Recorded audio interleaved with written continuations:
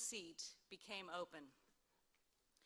Mike had his own syndicated radio show around Indiana, and party leaders had approached us to see if maybe we would consider running one more time. Well, our lives were very comfortable.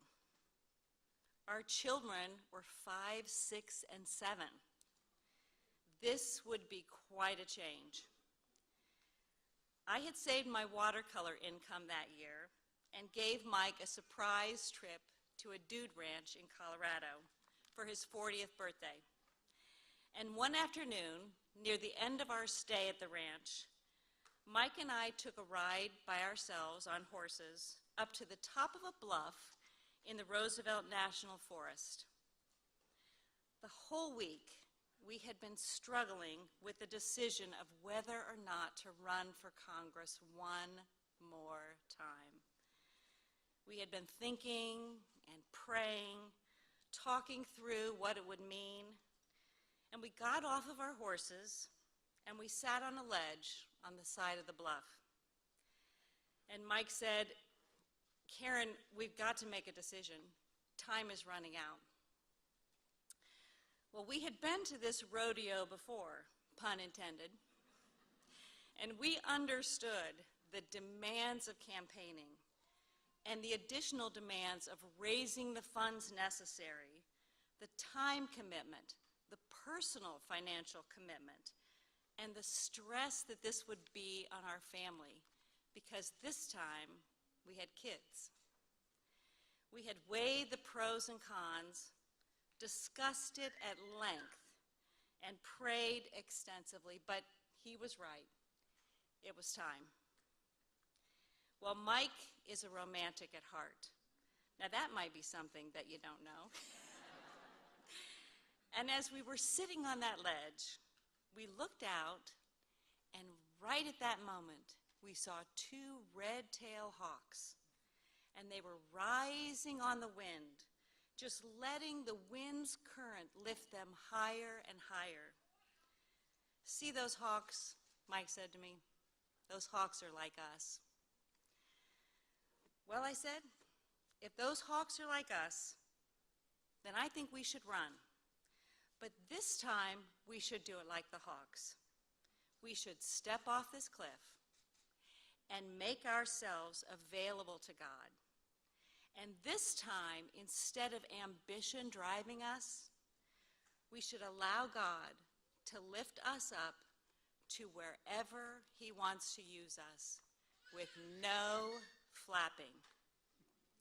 And right then and there, in the Roosevelt National Forest, we made the decision, and no flapping has been our mantra ever since.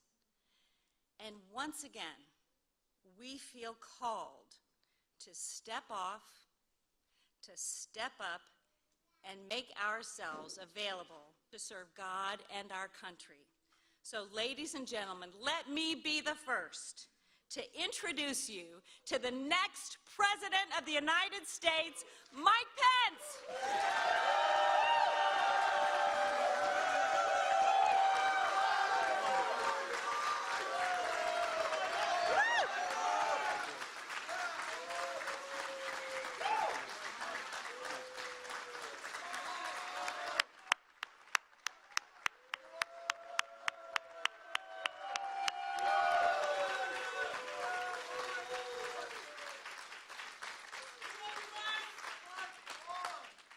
Well, hello, Iowa. Secretary Paul Pate, Congressman Greg Pence, Speaker Todd Houston, my fellow Hoosiers, my friends in Iowa, my fellow Americans, it is great to be back in the Hawkeye State.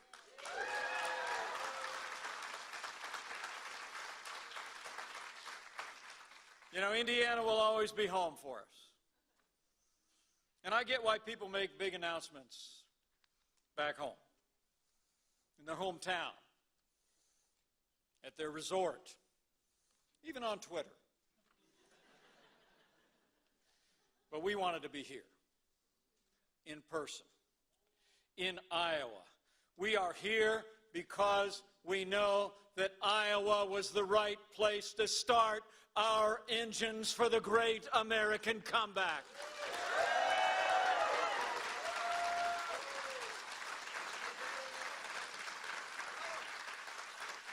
We just wanted you to know, men and women of Iowa, we know the next Republican nominee for president and the next president of the United States will get their start right here in the Hawkeye State.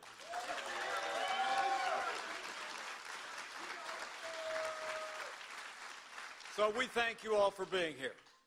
We're truly grateful, all of you that have come from near and far. I stand before you today, deeply humbled. As a son of the heartland, the grandson of an Irish immigrant. My dad was a combat veteran in the Korean War. My mom, a first-generation Irish American, who's 91 years young and looking on from home today. Hi, Mom.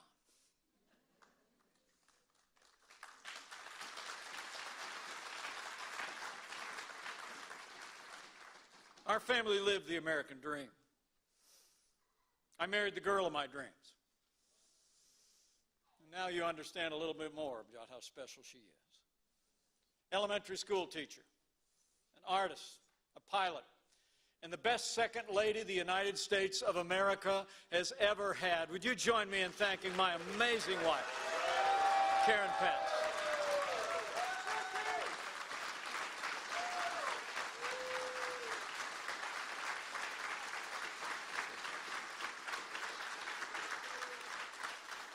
As Karen just told you, together we raised 3 incredible kids. We married 3 amazing spouses, and just in the past 2 years, we became grandparents 3 times over to the 3 most beautiful little granddaughters ever born in the history of the world. Our son is a captain in the United States Marine Corps.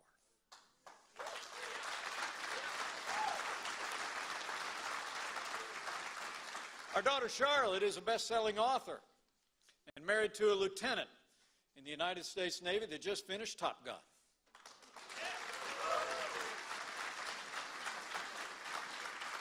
And our daughter Audrey is a Yale Law graduate and now practicing law. Let me just say, as Karen did, we love you guys, and we miss you today.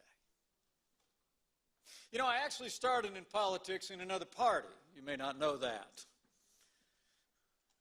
But I've got to tell you, as soon as I heard the voice of the 40th President of the United States, I joined the Reagan Revolution and never looked back.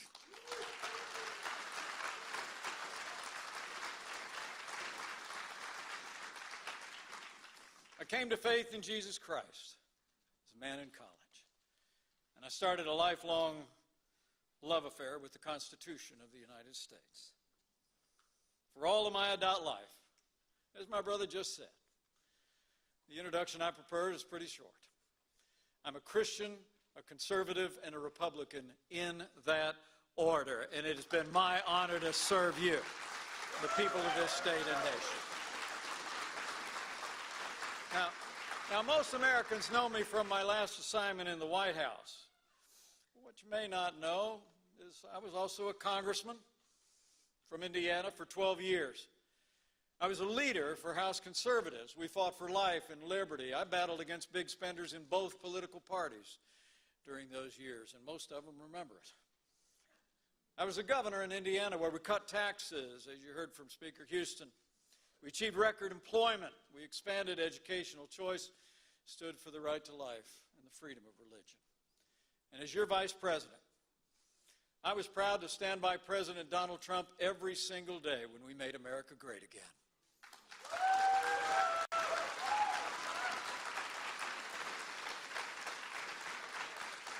Everything I am, everything I ever will be, I owe to my family, the people of this country, and to Almighty God.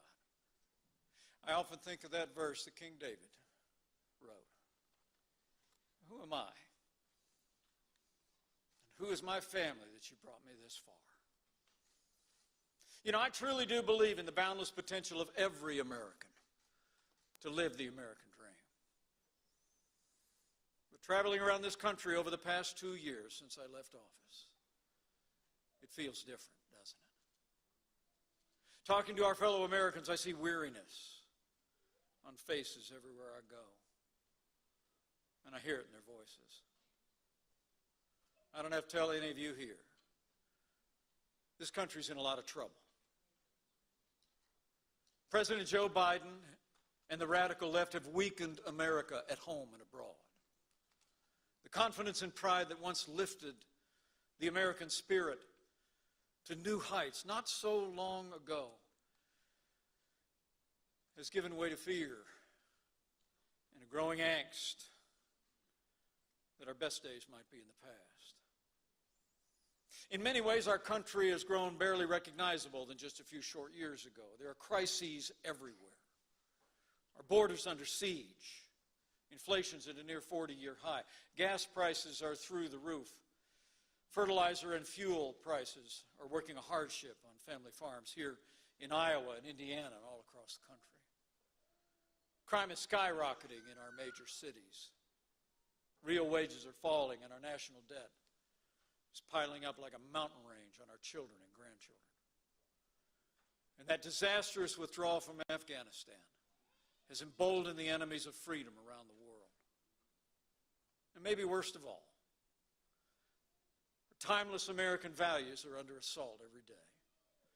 In classrooms, our children are indoctrinated into radical ideologies and even taught to hate our history. And from boardrooms, our faith and beliefs are insulted routinely, while government agencies target concerned parents and punish consumers in the name of social justice. We're better than this. This country has been so good to my family, and I've been honored to serve it. We both have. And it'd be easy to stay on the sidelines. That's not how I was raised. I've long believed that to whom much is given, much will be required. That's why today, before God and my family, I'm announcing that I'm running for President of the United States of America.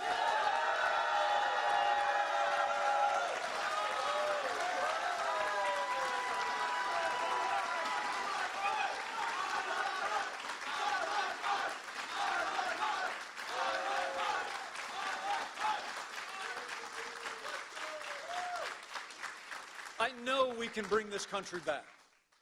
We can defend our nation and secure our border. We can revive our economy and put our nation back on a path to a balanced federal budget. We can defend our liberties and give America a new beginning for life. But it'll require new leadership in the White House and the Republican Party. The crises we face, to borrow a phrase, are all man-made. And that man is Joe Biden. So the first step to turning America around is ending this disastrous presidency. So here in Iowa, we must resolve that Joe Biden will never be reelected as President of the United States.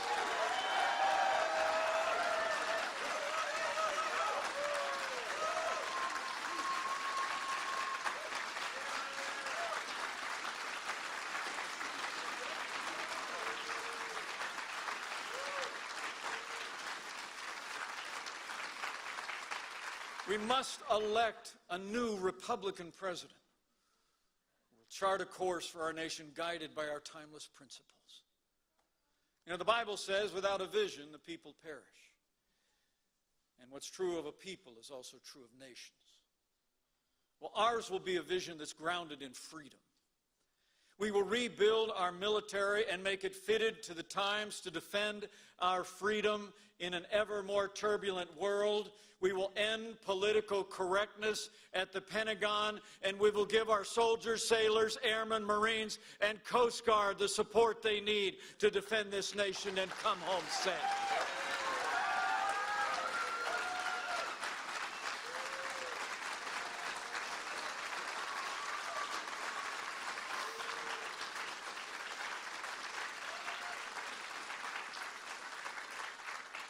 Here at home, we'll champion lower taxes We'll extend the historic tax relief of the Trump-Pence administration, and we'll give the American people freedom from excessive federal regulations and get back to repealing 2 federal regulations for every new rule that we put on the books.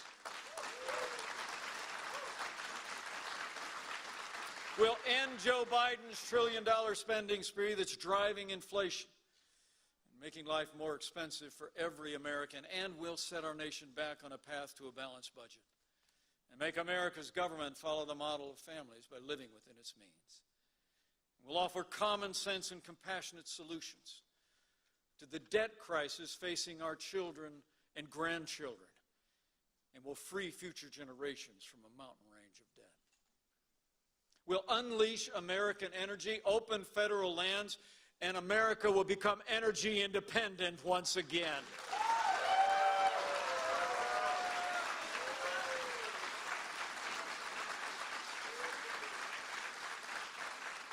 We'll break the unholy alliance between Wall Street and big government that's forcing radical ESG policies on the private sector. And when I am president, American families will have a champion in the White House. We will give parents the freedom to choose where their children go to school. We will reject radical propaganda, and we will demand respect for our history and religious freedom.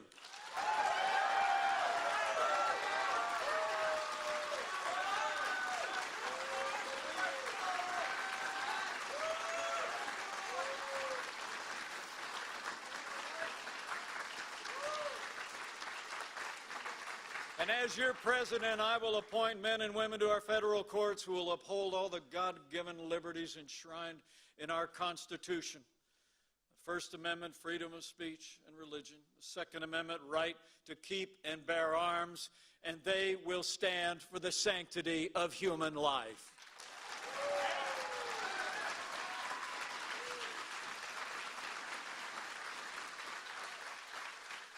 And in all this work, we will seek not to divide the American people, but instead to appeal to the better angels of their nature. You know, Calvin Coolidge said once, it is a great advantage to a president and a major source of safety for the country for him to know that he is not a great man. This I know. I must tell you, we as Americans have had our fill of politicians who present themselves as great men and women. The last place we ought to look for deliverance is to our government. What we do seek is leaders with the courage of their convictions and competence and character, and we offer our services to all of you in that spirit.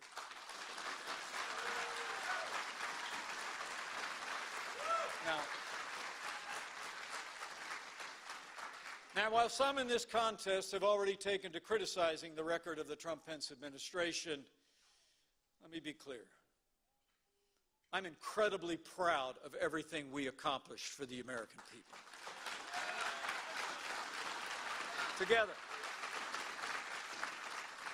Together, in 3 short years, we cut taxes, we destroyed ISIS, we stood with our allies and stood up to our enemies as never before. We made the strongest military in the history of the world stronger than ever before. We gave historic prosperity at home that lifted all Americans, regardless of race or creed or color. We achieved energy independence. And maybe most important of all, it was our administration that appointed 3 of the justices that sent Roe versus Wade to the ash heap of history where it belongs.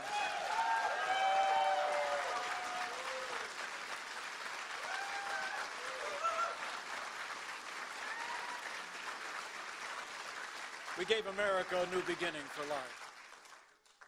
Now, given our record, it might be fair to ask why I'm challenging my former running mate.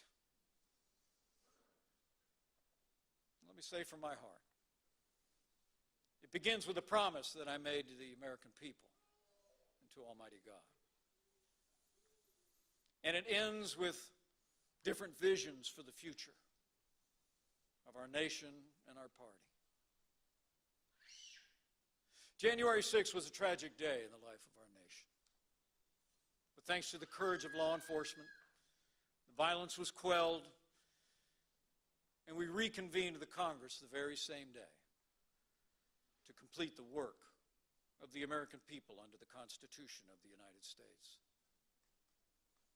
As I've said many times, on that fateful day, President Trump's words were reckless.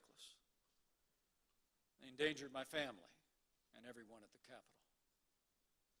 But the American people deserve to know that on that day, President Trump also demanded that I choose between him and the Constitution. Now voters will be faced with the same choice. I chose the Constitution, and I always will.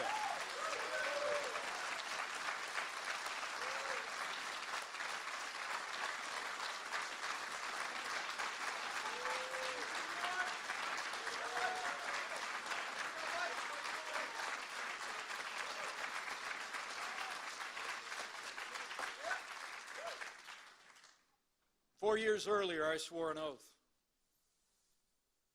with my hand on my Bible and on Ronald Reagan's Bible to support and defend the Constitution. The Bible says he keeps his oath even when it hurts. And I know something about that.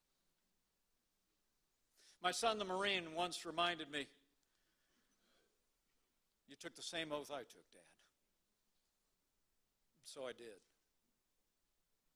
So let me explain. Article 2, Section 1 of the Constitution provides that the President of the Senate, the Vice President, shall, in the presence of the Senate and the House, open all the certificates, and the votes shall be counted. No more, no less. Despite the fact that the Constitution's language is clear and provides the Vice President with no authority to reject or return electoral votes, my former running mate continues to insist that I had the right to overturn the election. But President Trump was wrong then, and he's wrong now. I will always believe, by God's grace, I did my duty that day. I kept my oath to ensure the peaceful transfer of power under the Constitution of the United States of America.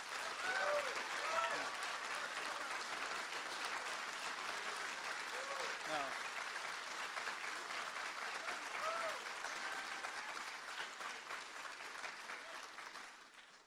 let me say from my heart, I understand the disappointment that many still feel about the outcome of the 2020 election.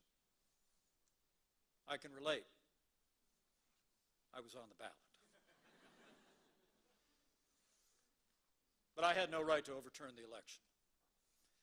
And Kamala Harris will have no right to overturn the election when we beat them in 2024.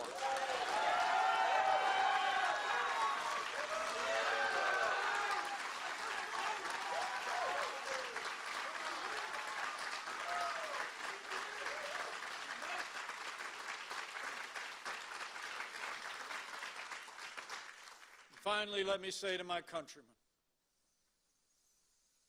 I'll always be grateful for what President Trump did for this country. I've often prayed for him over the past few years, and I prayed for him again today. I had hoped he would come around and see that he had been misled about my role that day. But that was not to be. So let me say, I stand before you today as a candidate for president to say to the Republican Party must be the party of the Constitution of the United States.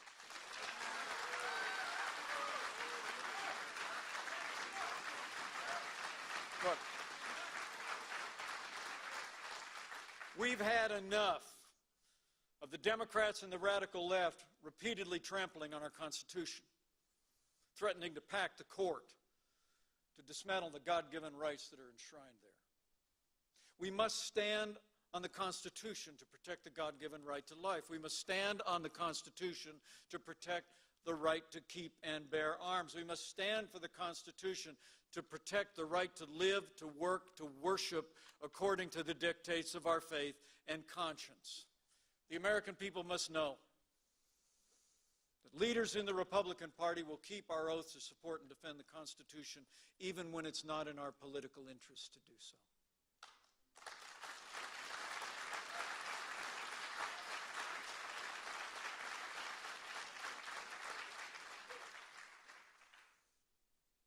And one last word that in part brings us here today. I believe that anyone who puts themselves over the Constitution should never be President of the United States. And anyone who asks someone else to put them over the Constitution should never be President of the United States again.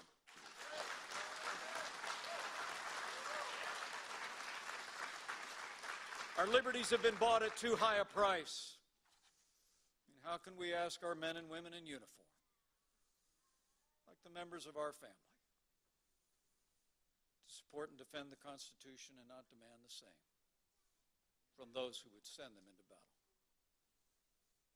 As your president, I promise you, from the bottom of my heart, I will always stand on the Constitution of the United States, and I will always stand with the men and women of the armed forces of the United States. So help me God.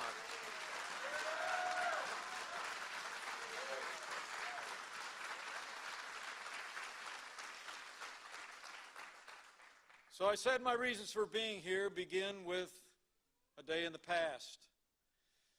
But elections are about the future. And I believe different times call for different leaders. And my differences with my former running mate and others who are in this field also have to do with the values and policies upon which we have built this movement and will build this movement for generations to come. You know, when Donald Trump ran for president in 2016, he promised to govern as a conservative. And together we did just that. But today, he makes no such promise. After leading the most pro-life administration in American history, Donald Trump and others in this race are retreating from the cause of the unborn.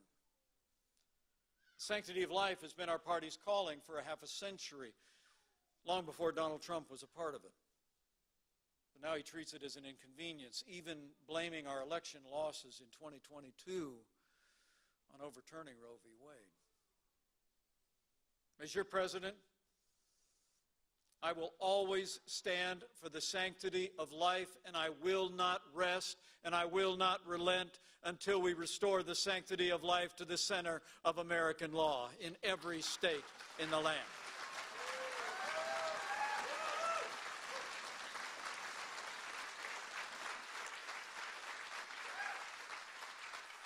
But it's not just values, but it's priorities. Today we have a national debt the size of our nation's economy for the first time since the end of World War II. We owe trillions of dollars to our adversaries. $860 billion to China alone. The biggest drivers of runaway spending are our New Deal and Great Society programs upon which Americans depend every day. Social Security and Medicare. They make up 70% of the federal budget. But what you deserve to know is that Medicare has 5 years before it goes broke. Social Security has 10 years if we're lucky. And left unchecked and unreformed, it'll mandate cuts in programs upon which people depend. Worse still, if we don't take the opportunity to reform these entitlements today, in 25 years, that $32 trillion will grow to $150 trillion and crush the future of the American economy and opportunities for our children and grandchildren. Now, Joe Biden's policy is insolvency, but you deserve to know, my fellow Republicans, that Donald Trump's position on entitlement reform is the same. Both of them refused to even talk about the issue and take it to the American people, addressing a looming debt crisis facing those little ones in the years ahead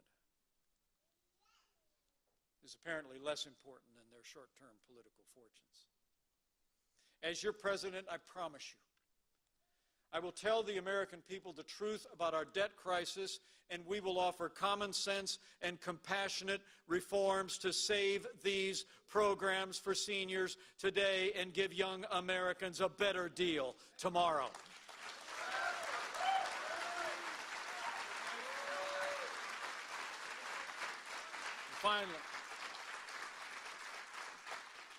Finally, it's about America's place in the world and our responsibilities as a beacon of freedom. America is the leader of the free world. We're the arsenal of democracy. But as war rages in Eastern Europe, the Chinese military continues its provocations, even through this week, against American warships and planes in the Asia Pacific. Donald Trump and others who would seek the presidency would walk away from our traditional role on the world stage. Russia invaded and waged war on a sovereign nation, killing hundreds and thousands of innocent civilians. Its army targeted and tortured, destroyed hospitals and schools, and left cities in rubble, and continues today. President Trump, he described Vladimir Putin as a genius at the outset of the invasion. And another candidate for the Republican nomination described the invasion of Ukraine as a, quote, territorial dispute. Well, I must tell you, a year ago, Karen and I stood on the Ukraine-Poland border. We went into a relief center and spoke with and embraced heartbroken families who were fleeing the violence. And I promise you, I know the difference between a genius and a war criminal. I know the difference between a territorial dispute and a war of aggression. The war in Ukraine is not our war, but freedom is our fight. And America must always stand for freedom, and when I'm your president, we will.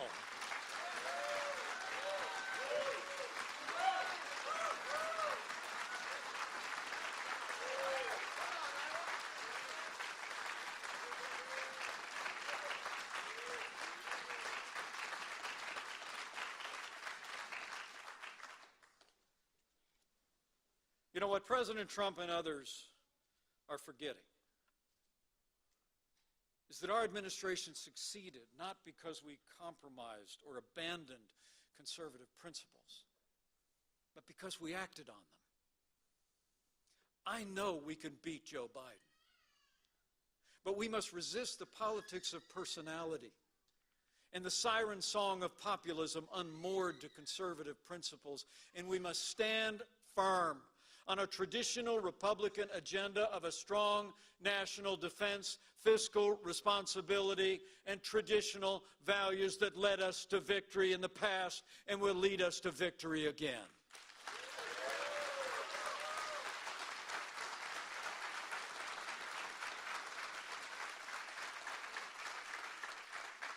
So as Republicans here in Iowa and across the country begin the process of choosing our standard bearer in 2024.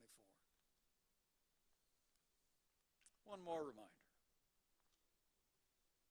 We cannot expect to unite the nation around an agenda of a politics based on grudges and grievances. You know, Joe Biden promised to restore decency and civility if he was elected president. He broke that promise on day one.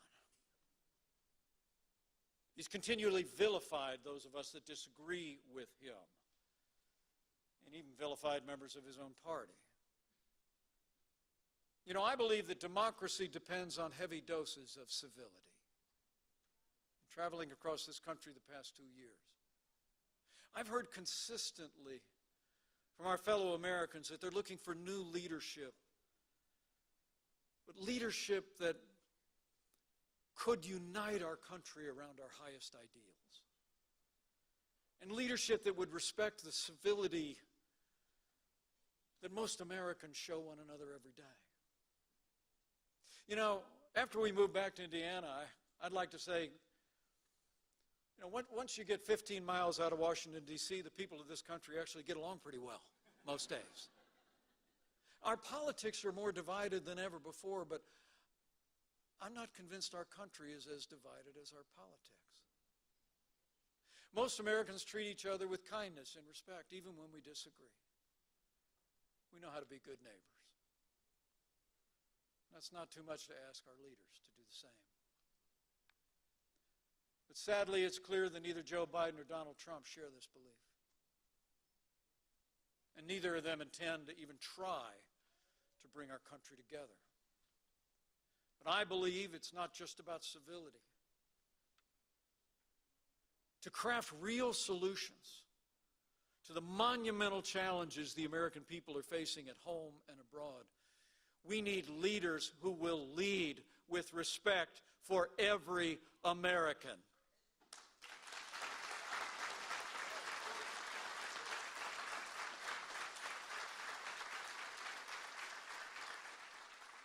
You know, Winston Churchill said once memorably, "You'll never reach your destination if you stop and throw stones at every barking dog." We need leaders who can distinguish between starting fights and finishing them, between the politics of outrage and standing firm. You know, I learned a long time ago that the best way to fight and win for the American people is to stand your ground.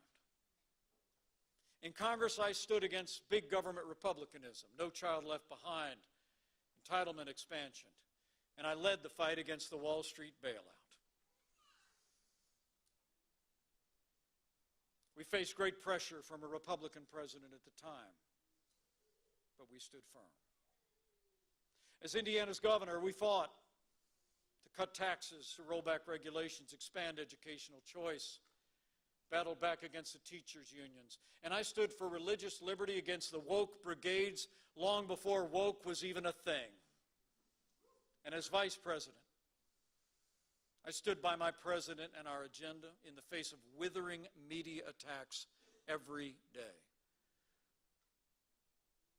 And in the end, I stood my ground for the oath I'd taken to the Constitution. As your president, I will not yield an inch in defending America, our people, or our values. But I promise you, I will do so in a way consistent with the character and decency of the American people. We will restore a threshold of civility in public life so we can bring real solutions to the challenges facing our nation.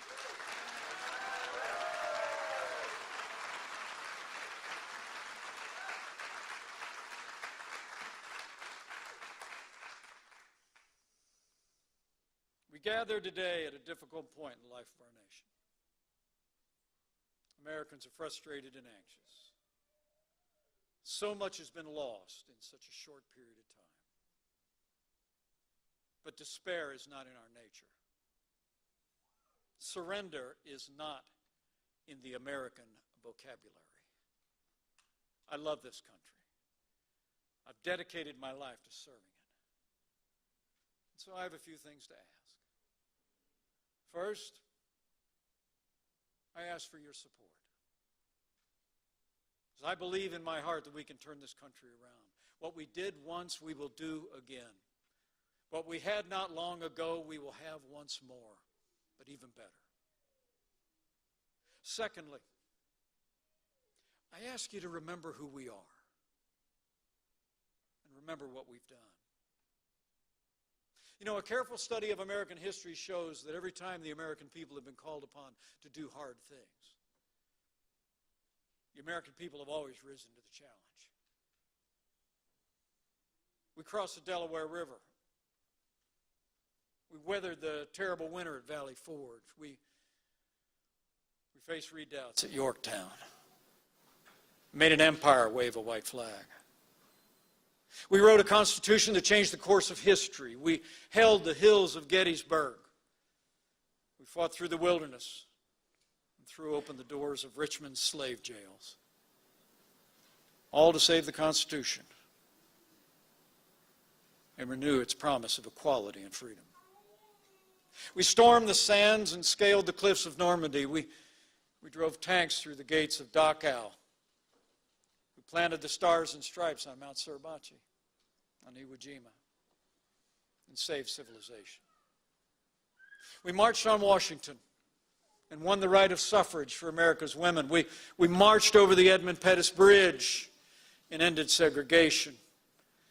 We built rockets and flew them to the moon, leaving the Russians in our exhaust. And we built the largest economy, the greatest military in history, and we buried the Soviet Union beneath it. The American people are always there for one another. When neighbors are hurting, strangers load up their minivans and head that way. Whether it was when the towers fell and people rushed across the country to search through the rubble, or whether it was when the winds blew here in Iowa and the floodwaters rose. So I ask you to remember who we are if you are tempted to despair. We're Americans, and there's nothing we can't accomplish together.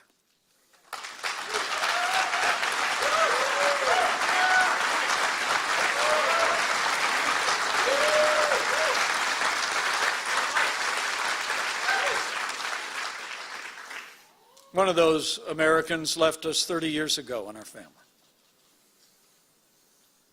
My father was a combat veteran who came home from the Korean War with a medal on his chest, a Bronze Star for valor that went in the drawer,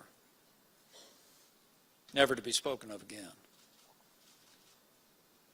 When Dad's platoon came under heavy fire, his citation reads that he led his men across a minefield to safety. Until the day he died, he seldom spoke of those days in Korea. Battles at Pork Chop Hill in Old Baldy. He didn't need to. He was called to fight for his country, and he did his duty. And he never considered himself a hero. Our dad used to say the heroes were the guys that didn't get to come home. But that kid from the south side of Chicago was called to defend America oceans away, to stand against a superior force under withering fire, and he answered like generations that have gone before. But this is not my father's story. This is America's story. We've all of us always risen to the challenge. You know, as I said, my father kept that Bronze Star in the dresser drawer, but throughout my public career, my family's let me keep it close. And it traveled with me to the Congress, to the governor's office, and to the White House. For me, it was always a reminder that our challenges don't demand acts of valor quite like he summoned, and Americans have displayed throughout our history. But a reminder that fulfilling our role and our part to keep the flame of liberty alive and vibrant for the next generation requires each of us to summon our best, find the grace to see the best in one another, and face the future with courage. And never forget where we've been and what we've done. And above all else, who we are. The American people are the most freedom-loving, faith-filled, idealistic, generous people the world has ever known. The American people have always been great.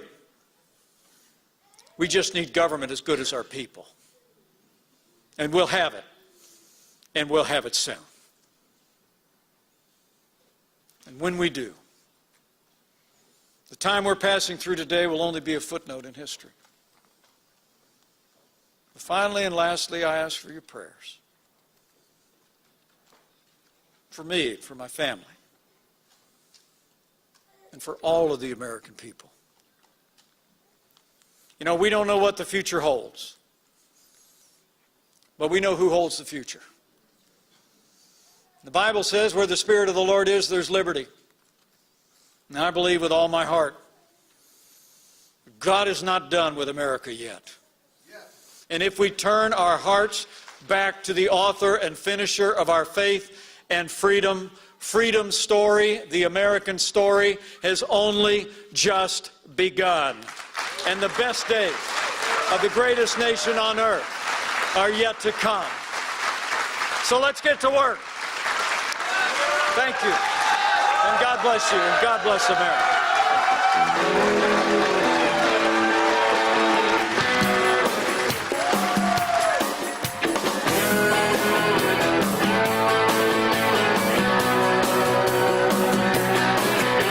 Sun coming up over New York City. School bus driver in a traffic jam.